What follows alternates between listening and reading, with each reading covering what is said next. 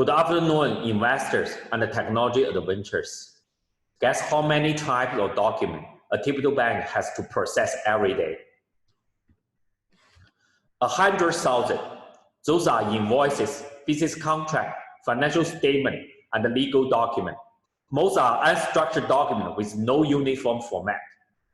To deal with such high volume and complexity, banks need to hire and train millions of employees. And with the volume increasing and the rule changing, it increased many human errors and risks. Here where CSS come into place. My name is Huan Bo, the founder of CSS. We have developed an end-to-end solution to help financial institutions to use AI to process and understand unstructured documents. We use natural language processing and machine reading comprehension technology to digitize the document, extract information, verify rules, and generate reports. By using our solution, banks can automate their document-related processes to achieve over 50% efficiency improvement. Since our first launch early last year, we have been working with several leading banks regionally as our pivot client, including DBS Bank in Singapore, Hong Kong Bank in China, and BCA, the largest bank in Indonesia. For example, we're working with the DBS Bank for credit assessment automation. By understanding annual report to conduct financial analysis and to generate credit memo automatically. We're also working with the BCA Bank for trade finance automation to automate manual document check and compliance rule check for letter of credit process. According to the feedback of our client, our system can achieve over 92% accuracy versus 80% from most other vendors. We are a team of passionate AI scientists and practitioners with strong research backing from Tsinghua University and AUS. The founders altogether have published over 120 AI papers on research conferences and journals. And CSS as a company holds 4 patents. We are CSS. We provide intelligent document processing solution to financial institutions. Thank you. We are happy to book one-on-one meeting and demos if you want to know more about us.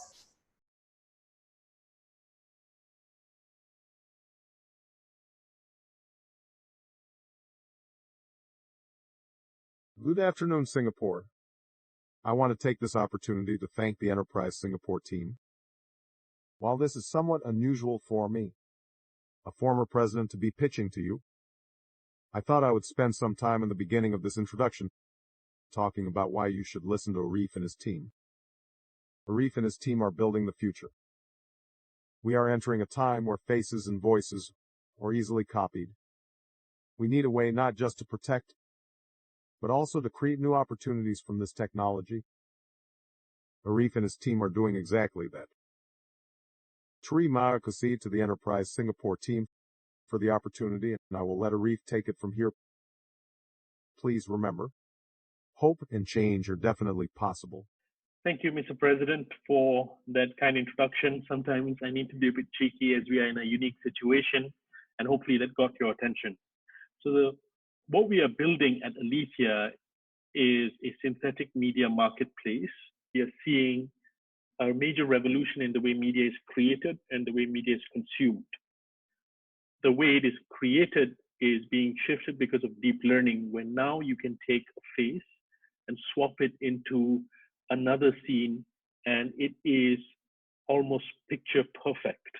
You can do the same with voices. You can create new faces, new voices, all synthetically generated. You can move and rent a person's face out, and you can create a whole new way of creating content.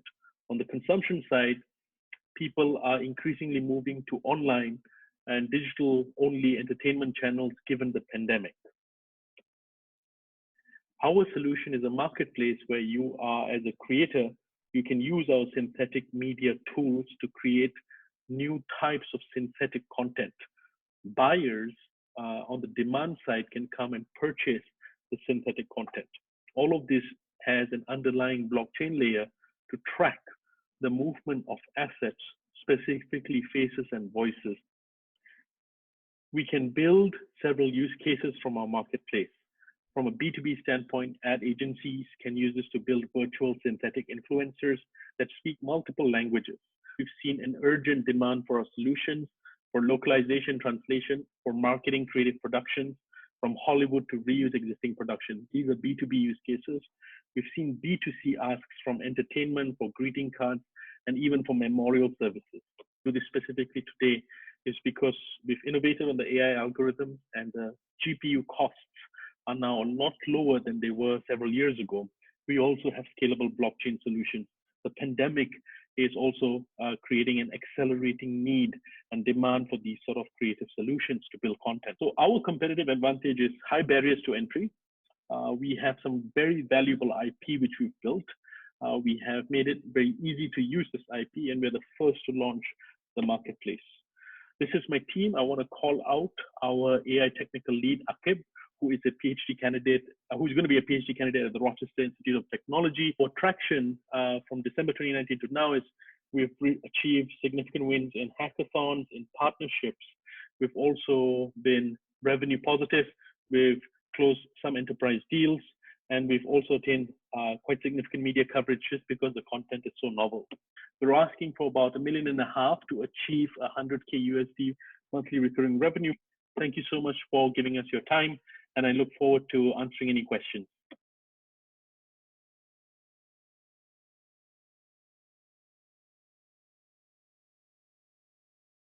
Hi, my name is Alex Chan, CEO of Babbobox. There are two realities today. 80% of internet traffic is video.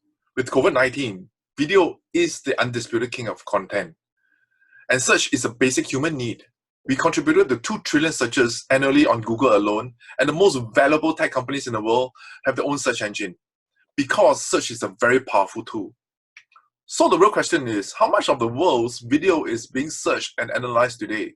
And we can confidently say it's not even close to 1%, which is why we made video search our blue ocean.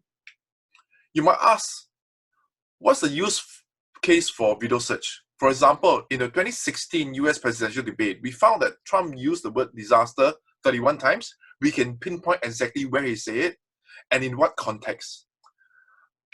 The only way you can do this instantly is by video search. And how much is that worth to his opponent? A lot. Our video platform is called Video Space. Think of it as enterprise YouTube with search. First and foremost, it's a video on demand and streaming platform. We infused it with AI and our own video search engine to make it truly unique. Our secret weapon lies in our 4 worlds first in the video search technology. For example, in translated video search, we broke the language barrier to search videos in multiple languages. Even Google doesn't do it. It's a quantum leap for video discovery. As for traction, we built transformational platforms for P&G and Singapore FinTech Festival, which is the largest FinTech event in the world. But we have some very long-term and addressable markets which we believe has a dire need for discovery and accessibility. For example, there are millions of videos in archives and enterprises around the world waiting to be indexed, discovered, and monetized. This is our team with over 80 years of experience, so you can say we have been around, right? A lot of people ask us, what kind of video data can we search? We can break them down into 8 different elements for the 2 purposes: personalization and video big data. Currently now, 80% of our work is focused on speech. We know there's a wide range of potential use cases across industries, but for now, we are pretty much focused on getting traction in some verticals first, while we work on the long play. This is our portfolio of clients, partnerships, and POCs that we have done. The common theme is that they understand our value proposition and is willing to engage us at some level. Finally, we are looking for an investor who ideally understands media, who can bring us to the next level via their network and is keen on market expansion plans into US and Europe. Currently now we are enrolled in an accelerator program in UK. Thank you.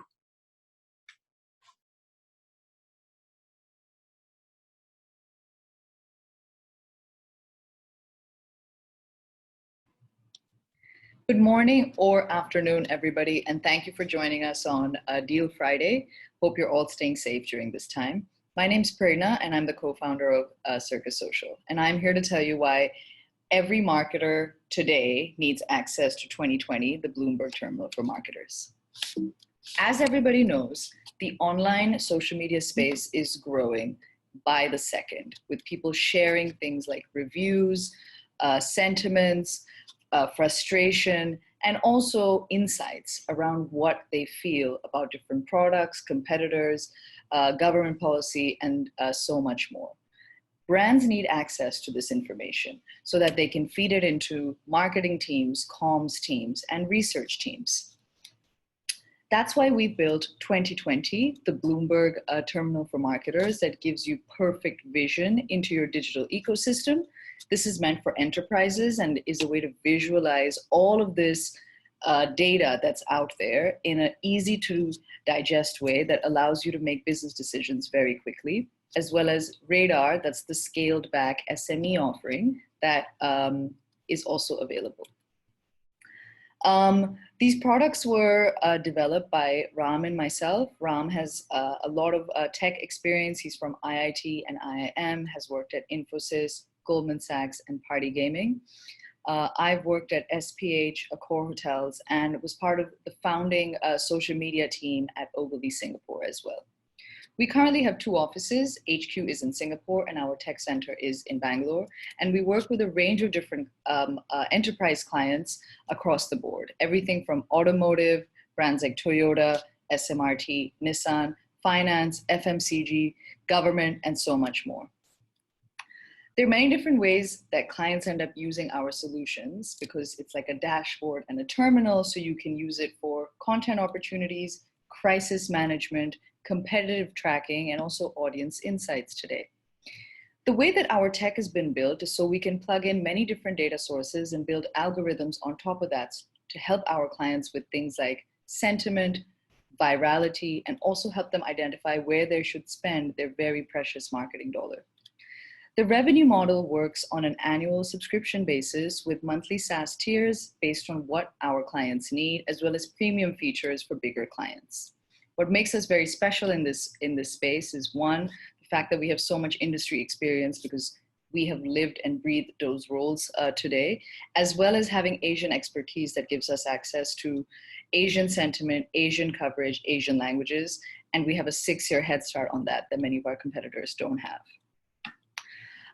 In terms of growth, we have grown 70% from 2018 to 19 and are on track to do the same this year, as well as become EBITDA positive in the next 3 to 4 months. And we are now looking for $500,000 USD to help us get to EBITDA positive. Let me know if you're interested. I'd be happy to do a demo of the platform and help us grow and establish our leadership as the #1 provider of social media terminals in Asia. Feel free to contact me for a demo as well. Thank you very much.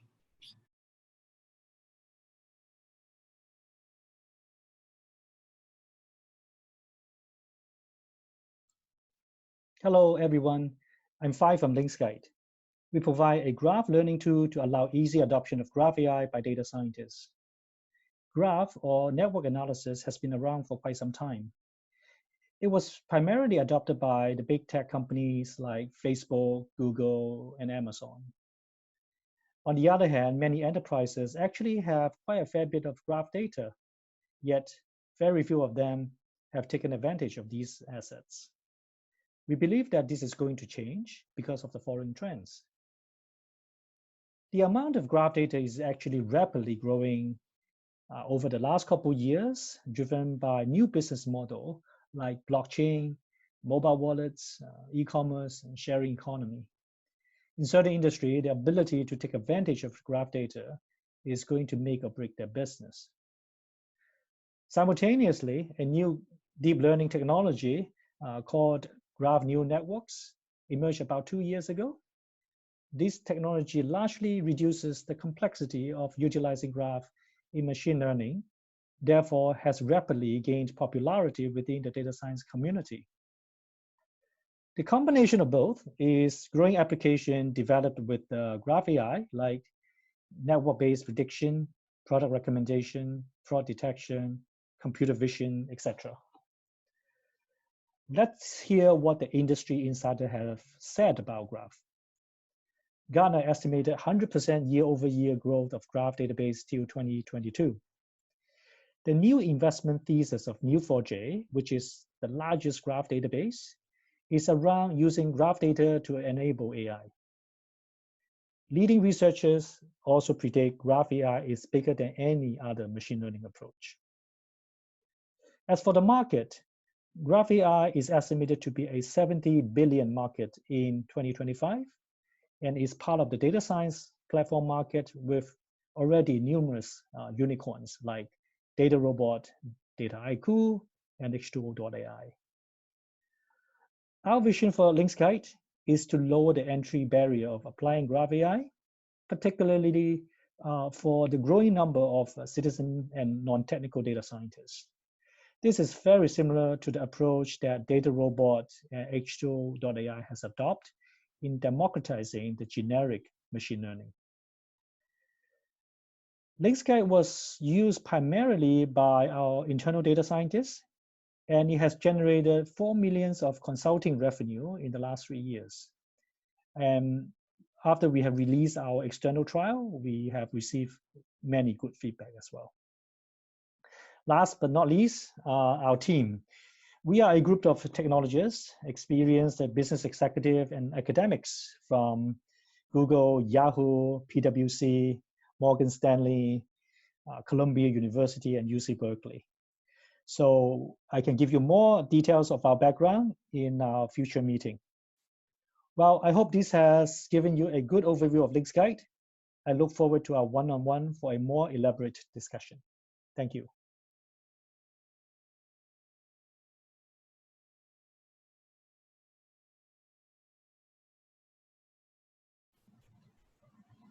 Hi, good afternoon, everyone. I'm Yenzhen from MoWin Digital. Today, I would like to share with you Aleth, our conversational AI technology. So we firmly believe that AI would surpass humans in translating languages by 2024. And this is a study by experts in Yale and Oxford. But our primary focus of this conversational AI is actually focused on vernacular languages, which is actually languages that are spoken by the local people. So countries like Indonesia, Malaysia, Thailand, Vietnam, and that's the key reason why we are in ASEAN. We support languages that covers over 35 languages and dialects, and primarily what you see on the screen here is the languages that we are interested in and very much like to learn in the ASEAN region. Our key 3 technologies would be natural language processing, ASR, automatic speech recognition, as well as text-to-speech technology, which actually encompasses this core technology that can be implemented in both B2B and B2C solutions, integrating into a big data platform to understand how people use language and how to translate languages more effectively. I would like to share interesting statistics. Do you know why Chinese tourists like to travel in groups? The main reason they are doing that is actually due to language barrier. Over here, our business model is categorized into 3 aspects, one of which would be strategic partnerships. The second would be embedded hardware. And the last is to actually provide our big data platform as a service for B2B enterprises. This is an example of our embedded hardware that we actually have prototype and actually is out in the market. So on the blue score, which is also another metric that's used for machine translation, our solution, if you can see over here, Aleth, is performing the best in the travel and hospitality industries. Over here, we outperform popular platforms like Google, Microsoft, Baidu, iFlyTech. And of course, having said that, this is an important year where actually we're trying to expand into both Europe and ASEAN markets. We hope to actually develop this AI, conversational AI capabilities to suit these local markets and build more third-party integrations. At the same time, I would just like to highlight that we're also looking into other industries and very focused on education, accessibility tech, as well as the fintech industry.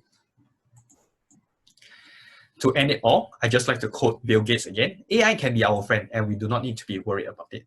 Thank you, everyone. Thanks for your time.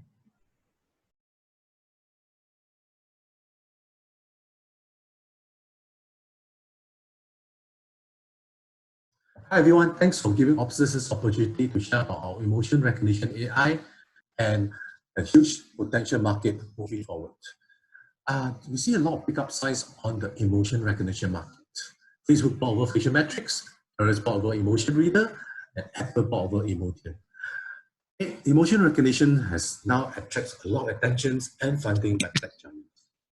We are playing in a very exponential growth market, with a market looking at 70 billion and a CAGR of 40%, with Asians 26% in this coming years. And 10% of the personal devices will be emotionally enabled by 2022 by that. We were founded in M2017, a spin-off from A-Star, ADSC, and User AI. Millions have been invested over the past 5 years, Professor Stefan being the lead scientist with 6 other scientists and a psychology, whereas customers and technology partners on board in our journey. The problem we're trying to solve here is how to measure people's emotion in a non-intrusive way for contents, for testings, and surveys. How to infuse EQs into devices which has a lot of IQ for real-time measurements in healthcare, in automotive, in IoTs, and devices. We are the only one in the world that uses the complex models, which is resulting in much more accuracy. As this project started out as a medical project where it initially used for mental health, autism, and dementia. That's where scientifically it's more proven. We have a real-time processing, able to measure large crowds, and most importantly, we account for cultural difference with high accuracies in Asian expressions. We have apps versions, SDK, Raspberry Pi, which is Edge and IoT, and cloud versions. Our approach versus competitors.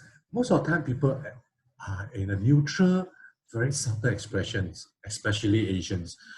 People usually express in a non-basic discrete manner.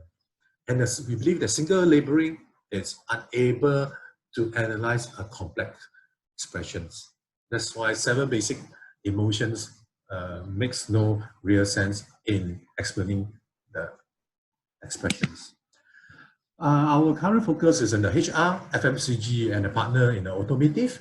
Moving forward, we see this as a potential in healthcare, retail, and education. We won first place in the OMG Emotion Behavior Challenge in 2018, scoring a high accuracy of 93% versus industry 70%. We're honored to have our Prime Minister and Deputy Prime Minister visiting us and sharing our solutions on their Facebook. As you can see, most of our competitors are in the US, England, and we're the only one in Singapore, Asia Pac, that's focusing on Asian expressions. This is our team. Myself, I started a startup in '99 and sold it in 2004. Dr. Stefan is the lead scientist of this project, and Dr. Ihui is very strong in engineering, who is in devices with emotions, and Professor Winter, who is very strong in consulting in many verticals industries, and Shirley Wong is very active in the IT industries. We are in the very early stage of this massive growth market. And we look forward to hear from you on how we can move this together forward. Thank you.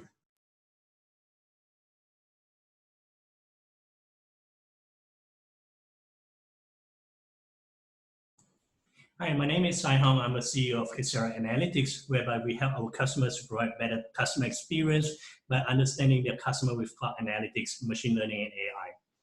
So as we know, customers today actually know the brand owners much better before they actually visit their websites or their stores, right? So my question is, how many organizations or brand names out there are actually doing the reverse, whereby they try to understand their customers to provide their customers a better customer experience by knowing their behavior, right? Not much really. Here, this is me, Sai Hong. As you can see, now you can visualize me. Hopefully we can have a better investor experience rather than me pitching without showing in a video for the next 3 minutes. Right, prior to this, Quesera Analytics, I actually have 20 years of experience involving in startups. It ranged from manufacturing and also some of the IT companies. And I have companies to expand their business market into Thailand, Japan, Philippines, Malaysia. And my last job was actually in Silicon Valley itself before I came back and started Quesera Analytics. And these are some of the events you can see on the slides here that have actively promote Quesera Analytics, our customer experience services, and also our support to our customers. Yeah. Now, I'll give you a little bit journey of Quesera. We are incorporated in March 2019. Within the time span of 9 months, I actually incorporated Vietnam entity as well.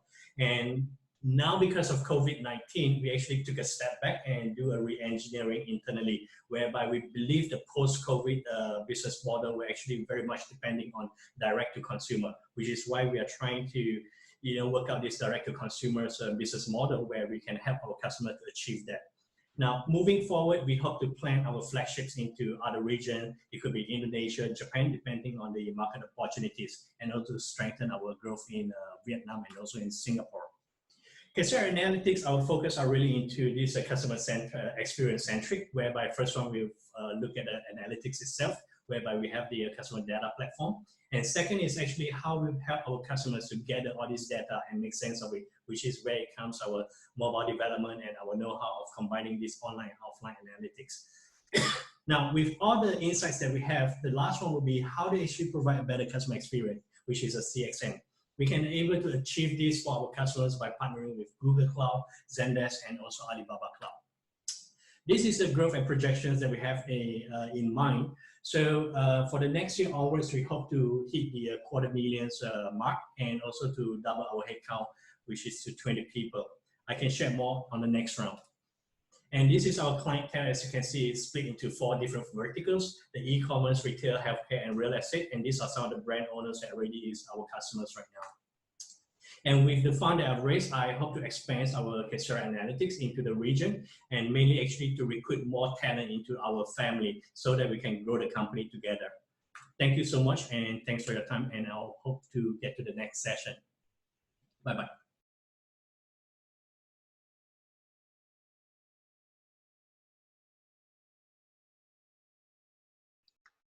Hi, my name is Michael, founder and the CEO of Stylepedia. Today, let's talk about fashion. Fashion is a huge, fast-growing industry. Asian alone, 2019, is about 600 billion, and globally, about 2 trillion a year. However, fashion brands are having a hard time. Last year alone, about 81 brands go bankrupt. Why? Fashion is a difficult product to sell. Most of the fashion brands have very limited knowledge about their customer, what they have in wardrobe, what they wear. Without such insight, it is very difficult for brands to effectively reach out to the customer. It is also important a problem for the customer. How will you choose a dress out of 20 million available choices out of 8,000 brands? We need a solution. At Stylepedia, our mission is to organize the whole world's fashion and make it universally available and ultimately personal. We start off by organize the whole world of style images. We trace tens of millions of photos using AI to understand and build a knowledge graph how human beings put an outfit. We also use a similar technology to trace 8,000 brands of their millions of products, so we know which product is available at what price from where, which vendor. The step 3, to understand human individual knowledge, we build a very simple yet working wardrobe application. Girls can use that to manage their wardrobe and plan their outfit. We put these 3 things together as a connecting all the dots. Surprisingly, this is the first time for the fashion industry to have the style information, product information, and personal information at one place, and use that as a foundation to deliver effective fashion products to the right customer with right price. The technology behind that is very complex. We spent the last 5 years building the core components one by one with our team. Today, we are probably the most advanced and most committed fashion AI as one of the companies who have the complete technology from fashion image recognition, body parsing, product recognition, product matching, etc. We put all this complex technology into one simple app, and we'd like to deliver it to 3.5 billion girls around the world, help them for their one of the most fundamental problem every day, how to make up a good outfit and what product buy. And at the same time, this become an ideal platform for brands to reach out to the right customer with the right products. Who owns the fashion industry? In the last decade, probably you can see it's the fashion brands and designers. But like many other industries, whoever owns the data owns the future. Stylepedia's mission is to organize the whole world's fashion data. And I believe we are in a very unique position to unite the fashion and create a very, very different fashion future. My name is Michael, and this is Stylepedia. We're looking forward to talk to you and share with you more.